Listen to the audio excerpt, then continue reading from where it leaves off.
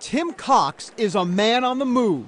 So everything's a go for tonight. His mission? Convince Americans to replace all 435 members of the House with true citizen representatives. It's a 24/7 road trip that requires shuffling through airports and eating on the run quite frequently. The French onion soup. In just the last month, Cox has bounced around nonstop to some 7 states, including Maryland, Arizona, New York, and Ohio, where we caught up with him. Please welcome Tim Cox.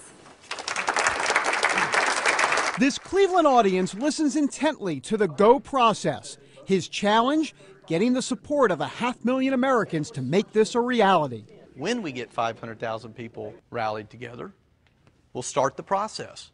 We'll collect the signatures to get on the ballot. We'll raise the funds to advertise.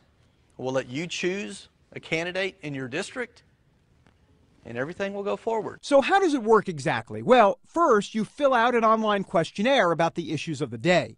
Then you meet face-to-face with small groups within your district. Eventually you vote on the 2 people you want as your citizen representatives.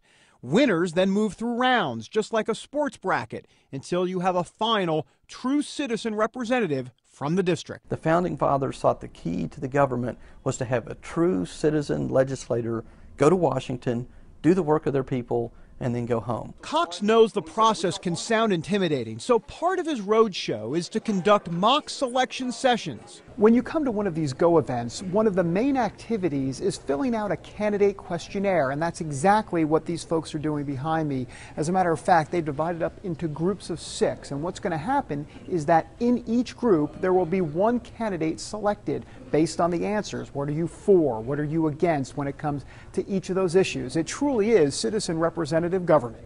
What's your thinking on that? Why would you vote for that? Can you imagine the businesses that would come to Ohio if there was no income tax in Ohio? I think if you've gone through this process and see what's happening, you will realize this is truly government by the people. It's nice to listen to Glenn Beck and Bill O'Reilly and all of them, but they're just talking about the problem.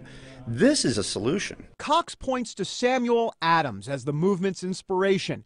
Over 200 years ago, Adams said, quote, "If ever a time should come when vain and aspiring men shall possess the highest seats in government, our country will stand in need of its experienced patriots to prevent its ruin." They knew this day would come, and they said it would be us, the experienced patriots, that need to do something to prevent the ruin. So how in the world did Tim Cox get to this point? After all, this guy helped design the first credit card reader at the gas pump and quit his job as a successful Dell computer executive back in 2007 to do this. He is self-financing this nonpartisan venture, for now at least. This is my purpose in life, and this is why I'm here. So one day out of the blue, in a bookstore, a woman told him to read a brilliant solution about the makings of the American Revolution. He did so reluctantly and was fascinated. For a while, he basically sat home complaining about how Congress was totally broken. Then, as he tells radio show hosts around the country, it was a conversation with his son that got him off the couch. I just complained a little too loud. I don't think he'd ever really seen me go off like that. And he kind of flippantly said, "Hey, Dad, you're supposed to be a smart guy. You tell us not to complain about stuff. Why don't you go fix it?" And leave it to a computer guy to come up with a process to do just that. In the computer world, when you want to fix stuff, what you do is you understand the root cause of a problem.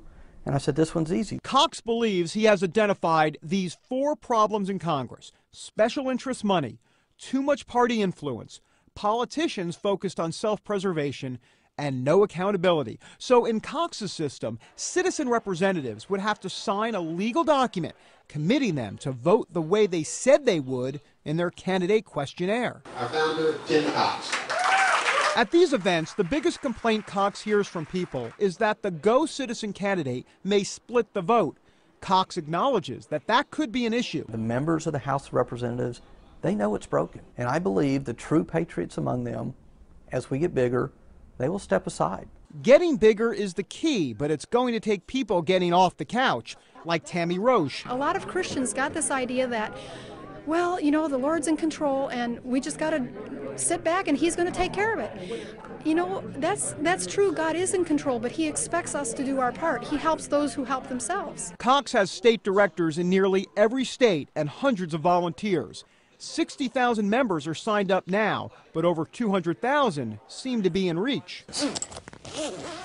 So as Cox packs up for his next trip, he hopes he can seal the deal with America. This is a bandwagon country. Once we get those 500,000 and we start pushing this forward, all those people that are afraid, they'll join. We're in search of the tipping point. In the meantime, no pun intended, but Cox goes about his business, whether it's sitting alone doing radio interviews in hotel ballrooms or getting driven from Cleveland to Columbus in the middle of a snowy winter night in Ohio by fellow Go volunteers. How you doing, man? All right. For Cox, it's all worth it. It's like 1 in the morning and you're in the snow in Ohio. Yeah? You're like, this is crazy. This is what I meant to do. I mean, think what our founding fathers went through, right? Think of George Washington crossing the Delaware, right? This is nothing, right? We're out here in a little bit of snow changing cars for 5 minutes. That's right. Right? We can do this. A bold plan by a computer guy who solves problems for a living. I'm absolutely convinced that 100 years from now, the history books are going to tell the story of the Go Revolution. It's only a matter of time. It's only a matter of time. David Brody, CBN News, on the road in Columbus, Ohio.